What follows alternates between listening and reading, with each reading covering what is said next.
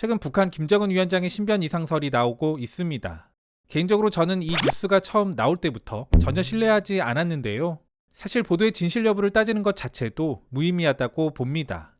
다만 이번에 드러난 사실 중 의미 있는 부분이 있다면 주변 관련국들의 시각이라는 생각인데요. 우리는 현지 언론을 통해 각 나라가 한반도를 어떻게 바라보는지, 그리고 미래에 어떻게 행동할지를 충분히 예상해 볼 수 있습니다. 그중 미국의 시각, 오늘은 이를 단적으로 드러낸 외교 전문지 포린폴리시 기사를 소개해드려 볼까 합니다. 제목은 김정은이 죽는다면 알아야 할 5가지. 제가 종종 소개드리는 포린폴리시는 매번 말씀드리지만 포린 어페어스와 함께 미국 외교지의 양대 산맥으로 불리는 곳입니다. 실제로 외교 정책에 영향력을 미치는 다양한 인사들이 기고자로 참여하는 곳.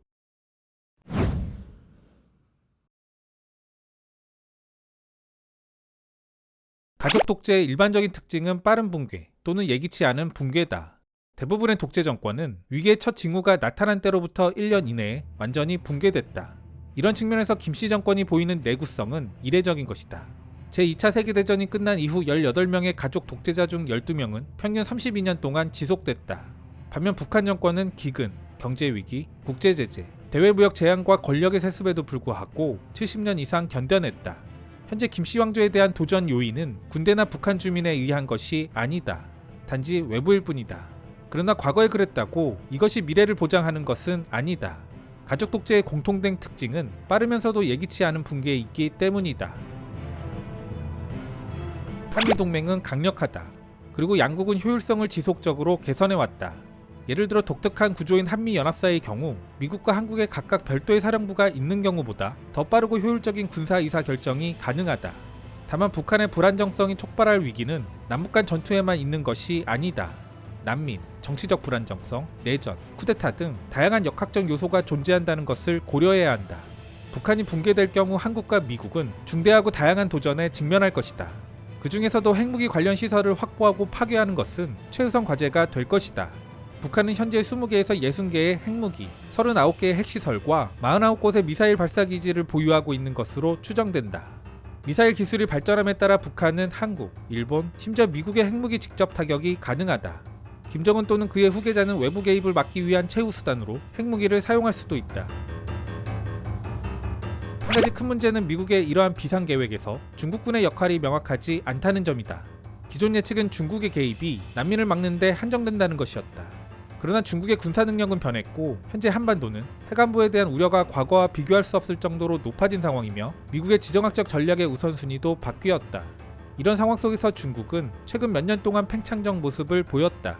특히 한반도에 큰 분쟁이 발생한다면 중국은 지역적 영향력 확대를 위해 광범위한 군사 개입을 할 가능성이 매우 높다. 최근 중국이 내보내는 대외 성명과 군사 훈련의 양상 변화는 이를 증명한다. 한반도가 미중 패권 경쟁의 장이 되는 것, 정말 상상하기 싫은 시나리오가 아닐까 싶습니다. 현재 미국의 아시아 외교 정책 핵심은 대중국 정책으로 중국의 팽창과 패권 도전을 막는 것입니다. 이런 중국에 대한 경계의 시각이 이 기사에도 잘 드러납니다.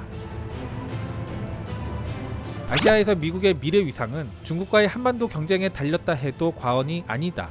미국의 영향력은 동맹 네트워크에 의존한다.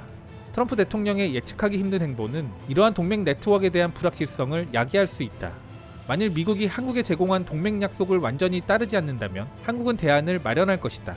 이는 결과적으로 중국의 영향력 확대와 더불어 미국의 입지를 약화시킬 수 있다.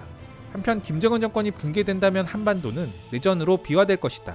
전쟁 전문가인 베리 포센이 주장한 것처럼 그러한 전쟁에는 수만 명의 사람들, 심지어 수백만의 사람들이 사망할 수도 있다.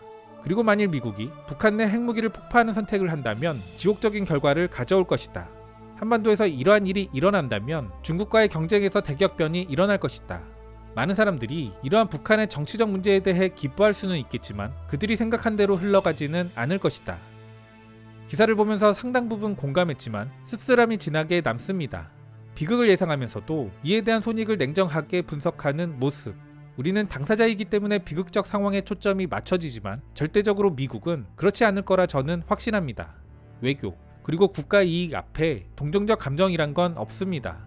이것이 우리가 한미동맹을 중시하고 발전시켜 나가면서도 이런 미국의 손익계산을 잘 알아둬야 하는 이유라는 생각입니다.